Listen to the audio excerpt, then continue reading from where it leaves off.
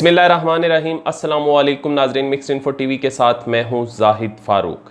नाजरीन, पाकिस्तान की सफारतकारी में पाकिस्तान की खारजा पॉलिसी में एक नया मोड़ आया है। सऊदी अरब जो कि पाकिस्तान का ब्रादर इस्लामी मुल्क था, और ना सिर्फ पाकिस्तान का ब्रादर इस्लामी मुल्क जिसके लिए पाकिस्तान की अफवाज ने अपना खून भी दिया जब सऊदी अरब को ज़रूरत पड़ी, पाकिस्तानी अफवाज ने लब्बैक कहा। और उसका मकसद ये नहीं था कि किसी पैसे के वज वहाँ पे पाकिस्तानी अफवाज को भेजा जा रहा है, बल्कि उस सरजमीन के साथ पाकिस्तानियों का वालहाना लगाव है, वालहाना अकीदत है।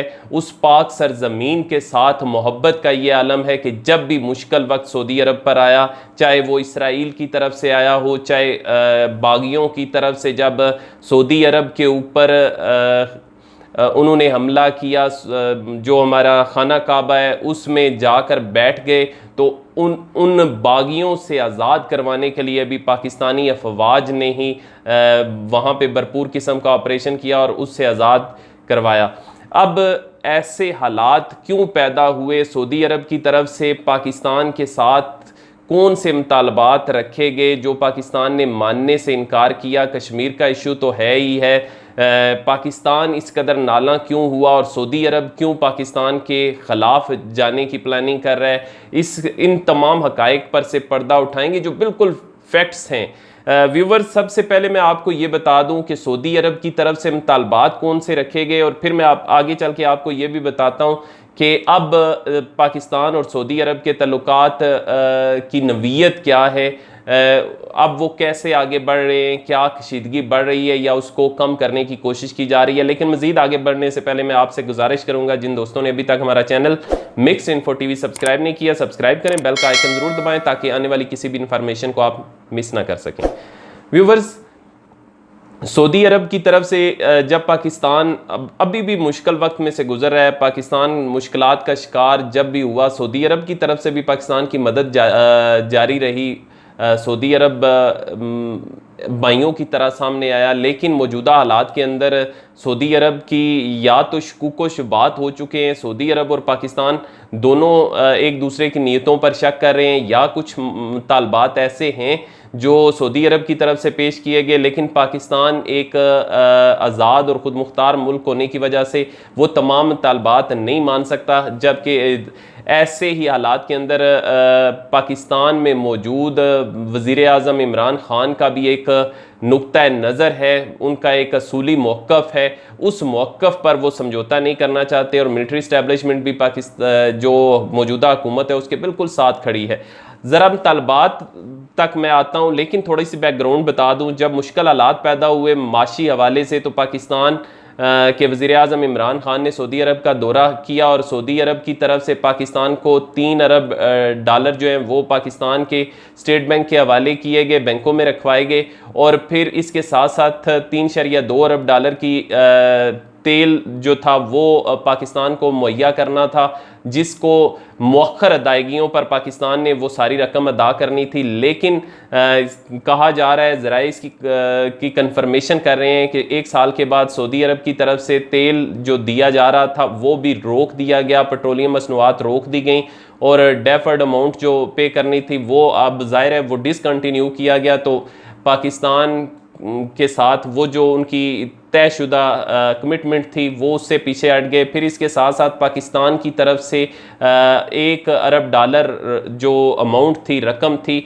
वो भी सऊदी अरब को वापस कर दी है। बाकी 2 अरब डॉलर भी पाकिस्तान बहुत जल्द उनको वापस करने जा रहा है। इस वापसी में चाइना ने बहुत अहम किरदार अदा किया, क्योंकि बहुत से मसाइल ऐसे भी थे जो चाइना की वजह से भी सऊदी अरब जो है वो उनके साथ जुड़ा हुआ था। वो मुतालबात कौन से थे जो सऊदी अरब की तरफ से रखे गए और पाकिस्तान ने मानने से इनकार किया? ज़रा मैं वो मुतालबात जल्दी से आपके साथ शेयर कर दूँ। पाकिस्तान में अर्तुगरुल ड्रामा नशर किया गया, जिसकी बार बार पाकिस्तान को पैगाम पहुंचाया गया सऊदी अरब की तरफ से, दूसरे जो अरब ममालिक हैं उनकी तरफ से, कि ये ड्रामा नशर ना किया जाए। पाकिस्तान ने इसको लाइटर मूड में लिया कि एक ड्रामे से क्या फ़र्क पड़ता है, जबकि उनकी तरफ से ये कहना था कि इससे खिलाफत उस्मानिया से मोहब्बत पैदा होगी।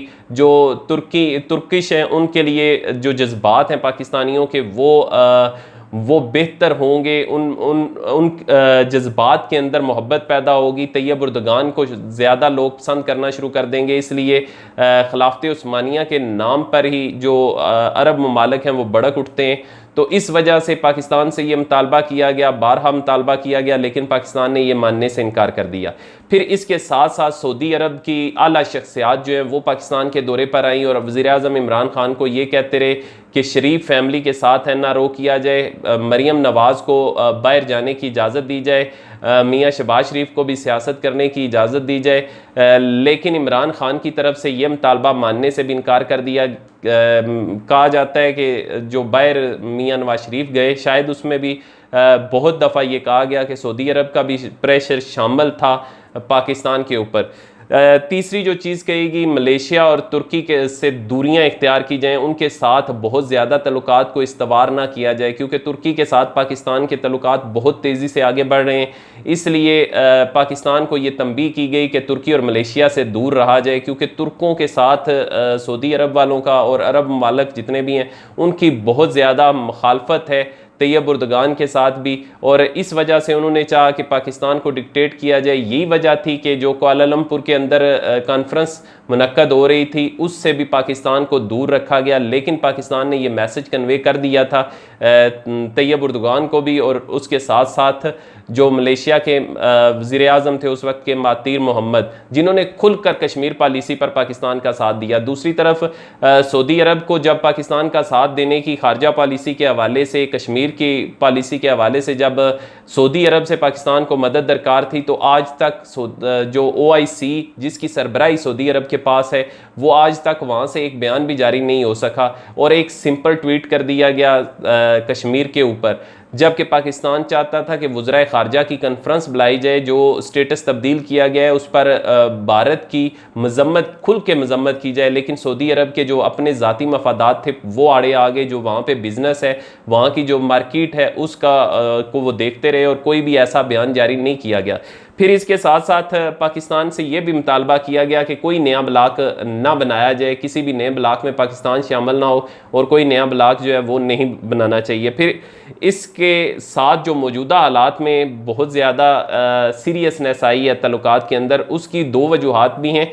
एक वजह यह है कि चीन की तरफ से बड़ी इन्वेस्टमेंट जो हो रही है ईरान के अंदर, जिस पर अरब ममालिक जो हैं वो काफ़ी नाला हैं, वो शायद समझ रहे हैं कि इसमें पाकिस्तान का भी कोई किरदार है। पाकिस्तान ने चाइना को ईरान के करीब किया है, और दूसरी CPEC के हवाले से भी उनके बहुत से खदशात हैं, और पाकिस्तान के लिए CPEC जो है वो मंसूबा बहुत ही अहमियत का अमल है। इससे पाकिस्तान किसी सूरत भी पीछे नहीं हट सकता, क्योंकि पाकिस्तान समझता है कि पाकिस्तान ने अगर तरक्की करनी है तो उसके लिए CPEC की बहुत ज़्यादा अहमियत है। और यही वजूहात हैं शायद सऊदी अरब की जो उसके पीछे जो किरदार है वो अमेरिका का हो। अमेरिका अपनी बात मनवाने की कोशिश कर रहा है सऊदी अरब के ज़रिए से पाकिस्तान पर दबाव डाल के कि चाइना से डिस्टेंस इख्तियार किया जाए, क्योंकि अमेरिका को सबसे ज़्यादा तकलीफ़ इस बात की है कि ईरान के अंदर जिसको बिल्कुल साइड लाइन कर दिया था अमेरिका ने, पाबंदियां लगा लगा के खोखला कर दिया था। अब चाइना जब इतनी बड़ी इन्वेस्टमेंट करेगा वहाँ पे, तो फिर जो ईरान है उसके खड़े होने का चांस बन जाता है। और इस हवाले से सऊदी अरब को शायद वो इस्तेमाल करने की कोशिश कर रहा है कि सऊदी अरब पाकिस्तान पर दबाव बढ़ाए, ताकि वो जो इनके मुआहदा हुआ है उसमें साइड लाइन किया जाए, चाइना को अलग किया जाए, ईरान के करीब ना लाया जाए, क्योंकि चीन और अमेरिका के दरमियान भी इस वक्त शदीद कशीदगी पाई जाती है। और यही वजह है कि चीन अब उन ममालिक की तरफ, चूँकि भारत के साथ चीन की कशीदगी है तो अमेरिका जो है वो पिंगें बढ़ा रहा है, वो पहले से ही उसने उसको स्ट्रेटजिक पार्टनर बनाया हुआ है। यही वजह है कि पाकिस्तान की मजबूरी है कि अब चाइना के साथ, और पाकिस्तान और चाइना की दोस्ती भी वैसे भी हिमालय से ज़्यादा मजबूत है, और जो चाइना के सदर हैं प्रेसिडेंट शी, वो बहुत जल्द पाकिस्तान का दौरा करने वाले हैं। 2 माह के अंदर जो है वो उनका दौरा भी है, उसमें भी बहुत से नए जो प्रोजेक्ट हैं वो सामने आएंगे, और नए प्रोजेक्ट के जो मुआहदे हैं वो होंगे। फिर इसके साथ बहुत सी इनॉग्रेशन सेरेमनी होंगी। पाकिस्तान के तल्लुकात में एक नया मोड़ आएगा उनके दौरे से, जिसे जो उनका दफ्तर खारजा है चाइना का उसने भी कंफर्म कर दिया है। व्यूवर्स, एक नए ब्लॉक बन रहे हैं, अब बिल्कुल टोटल चेंज होती हुई दुनिया नज़र आ रही है। एशियन जो ब्लॉक बन रहा है उसमें बड़ी तेज़ी से चाइना जो है उसके साथ बांग्लादेश शामिल हो रहा है, नेपाल शामिल हो रहा है, मालदीव शामिल हो रहा है, ईरान को भी भारत के ब्लॉक से निकाल के चाइना अपने साथ शामिल कर लिया है, पाकिस्तान ऑलरेडी उनके साथ मौजूद है, फिर रशिया जो है वो भी। अब एक जो सफारतकारी की नई मुहिम चलेगी, अगर पाकिस्तान सऊदी अरब का दबाव बर्दाश्त या उस दबाव से बाहर निकल आता है तो फिर ऐन मुमकिन है कि पाकिस्तान एक नया मुस्लिम ममालिक का ब्लॉक बना ले, और जिसको लीड भी पाकिस्तान और तुर्की ही करेंगे। और अगर ये ब्लॉक बन जाता है तो फिर उसमें से यकीनन सऊदी अरब और यूएई और चंद अरब ममालिक जो हैं वो बिल्कुल डिस्टेंस इख्तियार कर लेंगे, और OIC का जो वजूद है वो भी बेमैनी वैसे भी वो खोखला है, उससे आज तक किसी भी फोरम पर उस फोरम से किसी भी किस्म की मुतहर्रक किस्म की आवाज़ सामने नहीं आई। लेकिन अगर नया ब्लॉक बनता है तो फिर अरब ममालिक को भी इसका बड़ा ही नुकसान उठाना पड़ेगा, और वो ज़्यादा करीब होगा। OIC जिस तरीके से अमेरिका के ज़्यादा करीब है, सऊदी अरब की सरबराही में मौजूद है, इसी तरीके से अगर वो यहाँ पे बनता है तुर्की और पाकिस्तान की सरबराही में तो वो चाइना के ज़्यादा नज़दीक होगा। तो ये सारी चीज़ें चल रही हैं, और ऐसे हालात के अंदर चाइना को रोकने के लिए, रास्ता रोकने के लिए शायद अमेरिका की तरफ से सऊदी अरब को इस्तेमाल किया जा रहा है, और उनको दबाव बढ़ाने का कहा जा रहा है कि पाकिस्तान के ऊपर दबाव बढ़ाया जाए ताकि ये तमाम मुआहदे और ये जो नया ब्लॉक बनने जा रहा है इससे रोका जा सके। यही वजह है। लेकिन पाकिस्तान अपनी तरफ से पूरा फैसला कर चुका है। पाकिस्तान के लिए सऊदी अरब की अहमियत से किसी सूरत भी इनकार नहीं किया जा सकता, क्योंकि पाकिस्तानियों के दिल जो हैं वो वहाँ की मुक़द्दस सरज़मीन के साथ धड़कते हैं। हमारी जानें, हमारा सब कुछ उस वहाँ पे मौजूद हमारे मुक़द्दस मकामात पर कुर्बान हम करने के लिए हर वक्त तैयार रहते हैं। और अब देखते हैं मोहम्मद बिन सलमान जो हैं वो क्या फ़ैसला करते हैं और ये तल्लुकात आगे कैसे बढ़ते हैं। लेकिन फिर फ़िलहाल तक इतलात ये है कि जो ये मेजर स्टेप लिए गए हैं उसके बाद बैकडोर चैनल राब्ते जारी हैं, लेकिन सामने बिल्कुल खामोशी है, कोई बयानबाजी सामने नहीं आ रही। व्यूवर्स, अब तक के लिए इतना ही। मुझे इजाज़त दीजिए। अपना और अपने मौजूद लोगों का बहुत ख्याल रखिएगा। जो भी ताज़ा तरीन डेवलपमेंट्स होंगी उससे आपको आगाह करता रहूँगा। अगर वीडियो पसंद आए तो लाइक कीजिएगा, अपनी कीमती राय का इजहार ज़रूर किया करें कमेंट सेक्शन में जाके।